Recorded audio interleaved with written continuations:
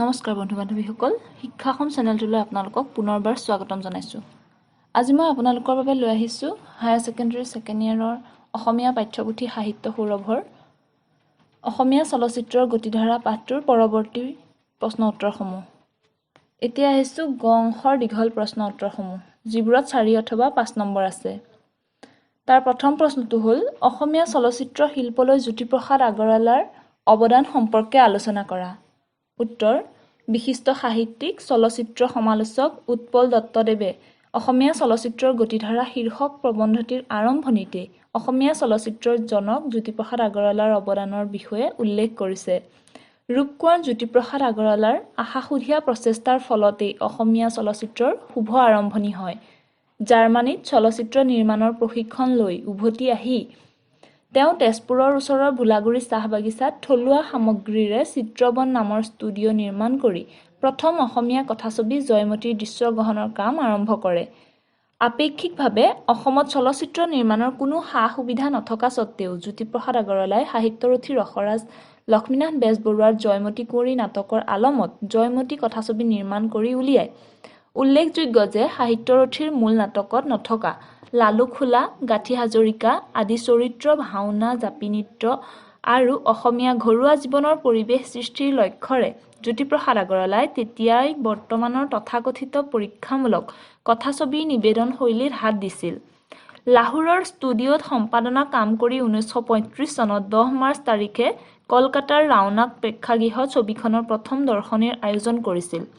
ছবিখনে গুৱাহাটীত মুক্তি লাভ কৰিছিল সেই একে মাহৰ 20 তাৰিখে। প্ৰথম অসমীয়া ছবিৰ কাৰণে জয়মতীৰ প্ৰতি অসমৰ ৰাইজৰ আগ্ৰহ আছিল অসীম, কিন্তু ছবি পৰিৱেশনৰ বাবে প্ৰয়োজনীয় পৰিকাঠামোৰ অভাৱ আছিল। ভাৰতত সবাত চলচ্চিত্ৰৰ নিৰ্মাণ আৰম্ভ হোৱাৰ 5 বছৰৰ ভিতৰতে তেতিয়াৰ অসমৰ দৰে পিছপৰা অঞ্চলৰ ডেকা এজনে ষ্টুডিঅ'ৰ সহায় নোলোৱাকৈ বহি দৃশ্যৰ ভেটিত আৰু সাধাৰণ সামগ্ৰীৰে দৃশ্যসজ্জা নিৰ্মাণ কৰি বুৰঞ্জীমূলক নাটকক কথাছবি হিচাপে ৰূপদান কৰাটো আছিল সঁচাকৈয়ে গৌৰৱৰ বিষয়। জয়মতীৰ পিছত জ্যোতিপ্ৰসাদ আগৰৱালাই 1939 চনত স্বৰচিত এটি কাহিনীৰে ইন্দ্ৰমালতী নামৰ ছবি এখন প্ৰযোজনা আৰু পৰিচালনা কৰি উলিয়ায়। চিত্ৰবন ষ্টুডিঅ'ৰ পৰিৱৰ্তে কলকাতাৰ অৰোৰা ষ্টুডিঅ'ত ছবিখনৰ দৃশ্যগ্ৰহণ কৰা হৈছিল। এই ছবিখন ব্যৱসায়িক দিশত সফল আছিল আৰু ই জয়মতীৰ লোকচানো পূৰণ কৰিছিল। জ্যোতিপ্ৰসাদ আগৰৱালা আছিল স্বাধীনতা সংগ্ৰামী আৰু তেওঁৰ সেই মনটোৰ প্ৰভাৱ পৰিছিল তেওঁৰ কথাছবিসমূহত। জয়মতীত আছিল অতীত গৌৰৱৰ কাহিনী আৰু ইন্দ্ৰমালতীত আছিল স্বাধীনতা আন্দোলনৰ ছবি। এনেদৰে জ্যোতিপ্ৰসাদ আগৰৱালাই জয়মতী চলচ্চিত্ৰৰ জৰিয়তে অসমীয়া কথাছবিৰ ধাৰাটোৰ শুভাৰম্ভণি কৰে। পৰৱৰ্তী কালত বিভিন্ন পৰিচালকৰ অংশগ্ৰহণেৰে এই ধাৰাটোৰ অসমীয়া ছবিৰ গতি আগবাঢ়ি চলচ্চিত্ৰ শিল্পটোক সমৃদ্ধিশালী কৰি তোলে। এইখিনিতে প্ৰথম প্ৰশ্নটোৰ উত্তৰ শেষ হৈছে। এতিয়া আহিছোঁ 2 নম্বৰ প্ৰশ্নলৈ। অসমীয়া চলচ্চিত্ৰ শিল্পলৈ ভূপেন হাজৰিকাৰ অৱদান সম্পৰ্কে আলোচনা কৰা। উত্তৰ: বিশিষ্ট চলচ্চিত্ৰ সমালোচক উৎপল দত্তদেৱে অসমীয়া চলচ্চিত্ৰৰ গতিধাৰা শীৰ্ষক প্ৰবন্ধটিৰ মাজেৰে অসমীয়া চলচ্চিত্ৰ জগতলৈ বহুমূলীয়া অৱদান আগবঢ়াই যোৱা সুধাকণ্ঠ ড ভূপেন হাজৰিকাৰ কৃতিৰ বিষয়ে সুন্দৰ বিৱৰণ দাঙি ধৰিছে।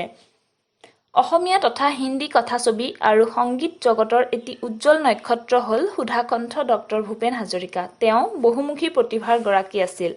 তেওঁ আছিল একাধাৰে কণ্ঠশিল্পী, গীতিকাৰ, সংগীত পৰিচালক, চিত্ৰকৰ, লেখক, চলচ্চিত্ৰ পৰিচালক আৰু আলোচনী সম্পাদক। কিছু সময়ৰ কাৰণে তেওঁ সংসদীয় ৰাজনীতিতো অংশগ্ৰহণ কৰিছিল। অসমীয়া চলচ্চিত্ৰ জগতৰ বাটকটীয়া ৰূপকোঁৱৰ জ্যোতিপ্ৰসাদ আগৰৱালা আৰু নটসূৰ্য ফণী শৰ্মাৰ সান্নিধ্যত ভূপেন হাজৰিকাৰ শিল্পী জীৱন আৰম্ভ হৈছিল তেজপুৰত। জ্যোতিপ্ৰসাদ আগৰৱালাই নিৰ্মাণ কৰা দ্বিতীয়খন কথাছবি ইন্দ্ৰমালতীত গীত বাণীবদ্ধ কৰি আৰু সেই গীতৰ দৃশ্যাংশত অভিনয় কৰি 12 বছৰ বয়সতে তেওঁ শিল্পীৰূপে পাৰদৰ্শিতা লাভ কৰিছিল। ইয়াৰ পাছত বিষ্ণুপ্ৰসাদ ৰাভা আৰু ফণী শৰ্মাই যুটীয়াভাৱে পৰিচালনা কৰা শ্ৰীৰাজ কথাছবিত তেওঁ অভিনয় কৰাৰ লগতে সহকাৰী সংগীত পৰিচালক ৰূপে কাম কৰিছিল। সুনীল গংগোপাধ্যায়ে পৰিচালনা কৰা প্ৰথমখন অসমীয়া ধৰ্মমূলক কথাছবি সতী বেউলাৰে সংগীত পৰিচালক ৰূপে আত্মপ্ৰকাশ কৰা ভূপেন হাজৰিকাই বহু অসমীয়া চলচ্চিত্ৰৰ সংগীত পৰিচালনা কৰিছে। চামেলি মেমচাব কথাছবিৰ সংগীত পৰিচালনাৰ বাবে তেওঁ ৰাষ্ট্ৰীয় চলচ্চিত্ৰ প্ৰতিযোগিতাত শ্ৰেষ্ঠ সংগীত পৰিচালকৰ বঁটা লাভ কৰিছিল। তেওঁ সংগীত পৰিচালনা কৰা অসমীয়া কথাছবিসমূহ হ'ল পিয়লি ফুকন, ধুমুহা, কেঁচা সোণ, পুৱতি নিশাৰ সপোন, মণিৰাম দেৱান, প্ৰতিধ্বনি, লটিঘটি, পলাশৰ ৰং, অপৰূপা, বনজুই ইত্যাদি। 1956 চনত মুক্তি লাভ কৰা ভূপেন হাজৰিকাৰ এৰাবাটৰ সুৰ ছবিখন আছিল অসমৰ মাটিৰ সুৰৰ ওপৰত আধাৰিত। এই ছবিখনত তেওঁ ভাৰতৰ বিখ্যাত সংগীত প্ৰতিভা লতা মংগেশকাৰ, হেমন্ত মুখাৰ্জী আদিৰ কণ্ঠ ব্যৱহাৰ কৰি ছবিখনক এটি বহল প্ৰেক্ষাপটত চিনাকি কৰাই দিছিল। 1961 চনত তেওঁ পৌৰাণিক কাহিনীৰ আধাৰত শকুন্তলা নামৰ ছবিখন নিৰ্মাণ কৰে আৰু ছবিখনে ৰাষ্ট্ৰপতিৰ ৰূপৰ পদক লাভ কৰে।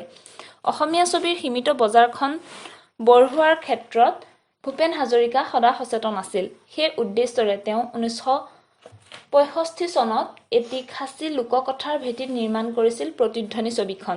এই ছবিখনে তেওঁ খাচী ভাষালৈ ডাব কৰি বাণিজ্যিকভাৱে মুক্তি দিছিল। হিন্দী ছবি তকদীৰ ভাগ্য তেওঁ অসমীয়া ভাষালৈ ডাব কৰাত আগভাগ লৈছিল আৰু সেই ছবিৰ প্ৰযোজক ৰাজশ্ৰী প্ৰডাকশ্যনৰ লগত যৌথ প্ৰযোজনাত নিৰ্মাণ কৰিছিল চিকমিক বিজুলী নামৰ ছবিখন। অসমীয়া চলচ্চিত্ৰলৈ আগবঢ়োৱা এই অৱদানসমূহৰ উপৰিও তেওঁ বাংলা আৰু হিন্দী চলচ্চিত্ৰ জগতলৈও আগবঢ়াই গৈছে বহুমূলীয়া অৱদান। বহুখিনি বাংলা আৰু হিন্দী ছবিৰ সংগীত পৰিচালনা কৰি তেওঁ ভাৰতৰ এজন সফল সংগীতজ্ঞ ৰূপে খ্যাতি অৰ্জন কৰিছিল। চলচ্চিত্ৰ আৰু সংগীত জগতলৈ আগবঢ়োৱা অৱদান আৰু জীৱনজোৰা সাধনাৰ বাবে ভাৰত চৰকাৰে তেওঁক দাদাচাহেব ফাল্কে বঁটা, পদ্মশ্ৰী, পদ্মভূষণ আৰু শেহতীয়াকৈ মৰণোত্তৰভাৱে ভাৰত ৰত্নৰে বিভূষিত কৰে। এইখিনিতে 2 নম্বৰ প্ৰশ্নৰ উত্তৰটো শেষ হৈছে। 3 নম্বৰ, ভৱেন্দ্ৰনাথ শইকীয়া আৰু জাহ্নু বৰুৱাই অসমীয়া চিনেমালৈ আগবঢ়োৱা অৱদান সম্পৰ্কে লিখা। উত্তৰ: বিশিষ্ট চলচ্চিত্ৰ সমালোচক উৎপল দত্তৰ দ্বাৰা ৰচিত অসমীয়া চলচ্চিত্ৰৰ গতিধাৰা শীৰ্ষক প্ৰবন্ধটিত অসমীয়া চলচ্চিত্ৰৰ আৰম্ভণিৰে পৰা সাম্প্ৰতিক সময়লৈকে নিৰ্মিত বিভিন্ন ধাৰাৰ বিষয়ে আলোচনা কৰা হৈছে। 1935 চনত মুক্তি পোৱা জ্যোতিপ্ৰসাদ আগৰৱালাৰ জয়মতী কথাছবিৰেই অসমীয়া চলচ্চিত্ৰৰ শুভাৰম্ভণি হয়। তেতিয়াৰে পৰা অসমীয়া চলচ্চিত্ৰ শিল্পটোৱে বহু উত্থান পতনৰ মাজেৰে আহি আহি বৰ্তমানৰ অৱস্থা পাইছেহি। ব্যৱসায়িক আৰু কলাগত উভয় দিশতে সমান্তৰালকৈ নিৰ্মিত বহু কথাছবিয়ে অসমীয়া চলচ্চিত্ৰৰ ধাৰাটোক সমৃদ্ধ কৰিছে। এনে সমান্তৰাল ধাৰাৰে নিৰ্মিত কথাছবিৰ পৰিচালকসকলৰ ভিতৰত ডক্টৰ ভৱেন্দ্ৰনাথ শইকীয়া আৰু জাহ্নু বৰুৱাৰ নাম উল্লেখযোগ্য। এই দুয়োজন ব্যক্তিয়ে অসমীয়া চলচ্চিত্ৰ জগতলৈ আগবঢ়াইছে অপৰিসীম অৱদান। 1977 চনত মুক্তি লাভ কৰা সন্ধ্যাৰাগ কথাছবিৰে পৰিচালক ৰূপে ডক্টৰ ভৱেন্দ্ৰনাথ শইকীয়াই আত্মপ্ৰকাশ কৰে। এই ছবিখনে লাভ কৰা ব্যৱসায়িক আৰু কলাগত সফলতাই অসমীয়া চলচ্চিত্ৰৰ বাস্তৱবাদী ধাৰাটোৰ দেহত নতুন তেজৰ সঞ্চাৰ কৰে। ইয়াৰ পাছত তেওঁ একাদিক্ৰমে অগ্নিস্নান, অনিৰ্বাণ, কোলাহল, সাৰথি, আৱৰ্তন, ইতিহাস আৰু হিন্দী ভাষাত কালসন্ধ্যা পৰিচালনা কৰে। তেওঁ আটাইকেইখন কথাছবিয়েই কলাসন্মত ছবি হিচাপে প্ৰশংসা লাভ কৰাৰ উপৰিও দেশ বিদেশৰ বহু চলচ্চিত্ৰ মহোৎসৱত প্ৰদৰ্শিত হৈছে। অগ্নিস্নানৰ চিত্ৰনাট্যই ৰাষ্ট্ৰীয় পৰ্যায়ত শ্ৰেষ্ঠ চিত্ৰনাট্যৰ সন্মান লাভ কৰে। কালসন্ধ্যাৰ বাহিৰে আটাইকেইখন ছবিয়ে শ্ৰেষ্ঠ আঞ্চলিক ভাষাৰ ছবিৰ বাবে ৰজত কমল বঁটা লাভ কৰে। 80ৰ দশকত অপৰূপাৰে জাহ্নু বৰুৱাই চলচ্চিত্ৰ পৰিচালক হিচাপে আত্মপ্ৰকাশ কৰে। ইয়াৰ পাছত তেওঁ কেইবাখনো ছবি পৰিচালনা কৰিছে: পাপৰি, হালধীয়া চৰায়ে বাওধান খায়, বনানী, ফিৰিঙতি, সাগৰলৈ বহুদূৰ, কুশল, পক্ষী, তৰা, কণিকাৰ, ৰামধেনু ইত্যাদি তেওঁৰ পৰিচালনা কৰা উল্লেখযোগ্য ছবি। জাহ্নু বৰুৱাৰ কথাছবিয়েও দেশৰ ভিতৰে বাহিৰে সন্মান লাভ কৰিছে। হালধীয়া চৰায়ে বাওধান খায় ছবিখনে লোকাৰ্ণ চলচ্চিত্ৰ মহোৎসৱত শ্ৰেষ্ঠ ছবিৰ সন্মান আৰু ছবিখনৰ মুখ্য চৰিত্ৰত ৰূপদান কৰা ইন্দ্ৰ বনিয়াই লাভ কৰা শ্ৰেষ্ঠ শিল্পীৰ সন্মান অসমীয়া চলচ্চিত্ৰ ইতিহাসৰ গৌৰৱোজ্জ্বল ঘটনা। এনেদৰে আলোচনা কৰিলে দেখা যায় যে ব্যৱসায়িক সফলতাৰ উপৰিও কলাসন্মতভাৱে নিৰ্মিত কথাছবি পৰিচালনা কৰি ৰাষ্ট্ৰীয় তথা আন্তৰ্জাতিক পৰ্যায়ত সন্মান অৰ্জন কৰা ডক্টৰ ভৱেন্দ্ৰনাথ শইকীয়া আৰু জাহ্নু বৰুৱাই অসমীয়া চলচ্চিত্ৰলৈ আগবঢ়োৱা অৱদান অপৰিসীম বুলি ক'ব পাৰি। এইখিনিতে এইটো প্ৰশ্নৰ উত্তৰ শেষ হৈছে। এতিয়া আহিছোঁ 4 নম্বৰ প্ৰশ্নলৈ। অসমীয়া বিনোদনধৰ্মী ছবিৰ বিষয়ে এটি টোকা প্ৰস্তুত কৰা। উত্তৰ: আমাৰ পাঠ্যপুথিৰ অন্তৰ্গত অসমীয়া চলচ্চিত্ৰৰ গতিধাৰা শীৰ্ষক পাঠটিৰ জৰিয়তে লেখক উৎপল দত্তই অসমীয়া চলচ্চিত্ৰই কিদৰে জন্মলগ্নৰে পৰা আহি বৰ্তমানৰ এই অৱস্থাত উপনীত হৈছে সেই বিষয়ে ক'বলৈ গৈ বিনোদনধৰ্মী ছবিৰ ওপৰত আলোকপাত কৰিছে। অসমীয়া বিনোদনধৰ্মী ছবি ডাক্তৰ বেজবৰুৱাই ব্ৰজেন বৰুৱাৰ দ্বাৰা পৰিচালিত। ব্যৱসায়িক দিশত সফল হোৱাৰ পাছত সেই পথেৰে বহু পৰিচালকে বাট বুলি দৰ্শকক উপভোগ্য ছবি উপহাৰ দিছিল। এই ছবিবোৰৰ প্ৰায়ভাগৰে কাহিনী আছিল আৱেগপূৰ্ণ আৰু নাটকীয় উপাদানেৰে ভৰা। মুকুতা, যোগবিয়োগ, উপগ্ৰহ, ভাইটি, চামেলি মেমচাব, আজলি নবৌ আদি এই ধাৰাৰ ছবি। এই ছবিবোৰ চলচ্চিত্ৰ ভাষাৰ দিশৰ পৰা বৰ ওখ খাপৰ নাছিল যদিও ছবিবোৰে দৰ্শকক ৰুচিবোধৰ প্ৰতি সন্মান প্ৰদৰ্শন কৰি নিটোল গ্ৰহণযোগ্য কাহিনী একোটাৰ মাজতে নিজক আবদ্ধ কৰি ৰাখিছিল। এই সময়ছোৱাৰ কেইগৰাকীমান উল্লেখযোগ্য পৰিচালক হ'ল নিপ বৰুৱা, দিবন বৰুৱা, আব্দুল মজিদ, শিৱ ঠাকুৰ আদি। এটা সময়ত বিভিন্ন কাৰণত অসমীয়া ছবিৰ ব্যৱসায় বেয়া হ'বলৈ আৰম্ভ কৰে। এই বিপৰ্যয় কেৱল অসমীয়া ভাষাৰ ছবিৰ ক্ষেত্ৰতে নাছিল, ই আছিল সৰ্বভাৰতীয় পৰিৱেশ। এই মন্দাৱস্থাৰ লগত মোকাবিলা কৰিবলৈ কেইবাজনো পৰিচালকে হিন্দী আৰু দক্ষিণ ভাৰতীয় ছবিৰ উপাদান ব্যৱহাৰ কৰি অসমীয়া চিনেমাক ব্যৱসায়িক দিশত সফল কৰাৰ চেষ্টা কৰিছিল, কিন্তু সেই চেষ্টাই কাম দিয়া নাছিল। 1998 চনত মুক্তি লাভ কৰা অশোক কুমাৰ বিষয়া পৰিচালিত যৌৱনে আমনি কৰা ছবিখনে হঠাৎ অসমীয়া ছবিৰ ব্যৱসায় বৰ্ণহীন ছবিখনক উজ্জ্বল কৰি তোলে। সেই ছবিৰ সফলতাত উজ্জীৱিত হৈ বহু নিৰ্মাতাই হিন্দী আৰু দক্ষিণ ভাৰতীয় ছবিৰ উপাদানৰ সমাৱেশ ঘটাই অসমীয়া চিনেমা নিৰ্মাণ কৰিছিল। এই ধাৰাৰ কেইখনমান সফল ছবি আছিল মহাৰথী, বুকুৰ মাজত জ্বলে আদি। কেইখনমান ছবিয়ে ব্যৱসায়িক দিশত সফলতা লাভ কৰিলেও বেছিভাগ ছবিৰে ব্যৱসায়িক ভাগ্য আছিল মন্দ। তাৰ মাজতে মুনীন বৰুৱাই হিয়া দিয়া নিয়া নামৰ ব্যৱসায়িক সফল ছবি এখন নিৰ্মাণ কৰিছিল। এই ছবিত আধুনিক উপাদান আছিল যদিও ছবিখনৰ মূল আবেদন আছিল নিটোল কাহিনীৰ নাটকীয় উপস্থাপন। পৰৱৰ্তী কালত মুনীন বৰুৱাই কেইবাখনো ব্যৱসায়িক সফল ছবি নিৰ্মাণ কৰিছে আৰু কেতিয়াও ৰুচিবোধৰ ক্ষেত্ৰত আপোচ কৰা নাই। এইদৰে অসমীয়া বিনোদনধৰ্মী ছবিয়ে ব্যৱসায়িক দিশত বিফল হোৱা অসমীয়া চলচ্চিত্ৰৰ ধাৰাটোৰ পুনৰ উজ্জীৱিতকৰণত এক বিশেষ ভূমিকা পালন কৰিছিল। এইখিনিতে এইটো প্ৰশ্নৰ উত্তৰ শেষ হৈছে। এতিয়া আহিছোঁ 5 নম্বৰ প্ৰশ্নলৈ। অসমীয়া চলচ্চিত্ৰই লাভ কৰা ৰাষ্ট্ৰীয় আৰু আন্তঃৰাষ্ট্ৰীয় স্বীকৃতি সম্পৰ্কে আলোচনা কৰা।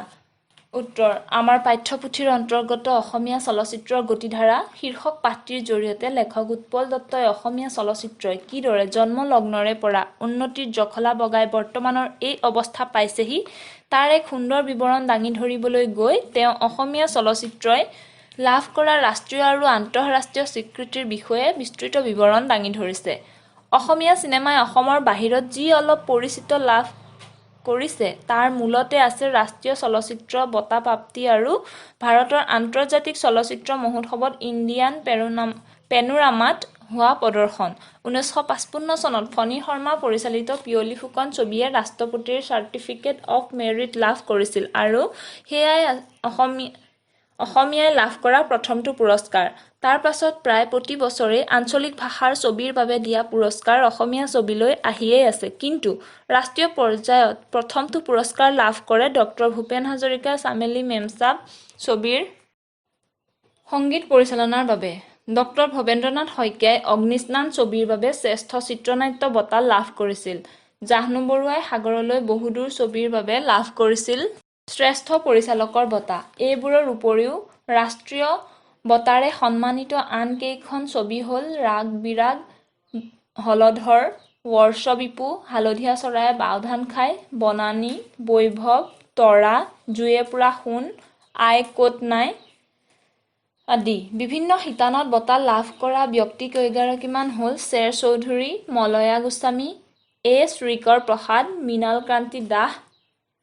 অভিনয়ৰ বাবে জুৰীৰ বিশেষ উল্লেখ বঁটা লাভ কৰিছিল ৰুদ্ৰ বৰুৱা, ভাগীৰথী আৰু বিষ্ণু খাৰঘৰীয়াই। তথ্য চিত্ৰৰ বিভিন্ন শিতানত আৰু চিত্ৰ সমালোচনা আৰু চলচ্চিত্ৰ বিষয়ক গ্ৰন্থৰ বাবেও কেইগৰাকীমান অসমীয়াই বঁটা লাভ কৰিছে। এইদৰে অসমীয়া চলচ্চিত্ৰই বিভিন্ন শিতানসমূহত পুৰস্কাৰ লাভৰ জৰিয়তে অসমীয়া চলচ্চিত্ৰৰ গতিধাৰাটো আগুৱাই নিছে। এইখিনিতে এইটো প্ৰশ্নৰ উত্তৰ শেষ হৈছে।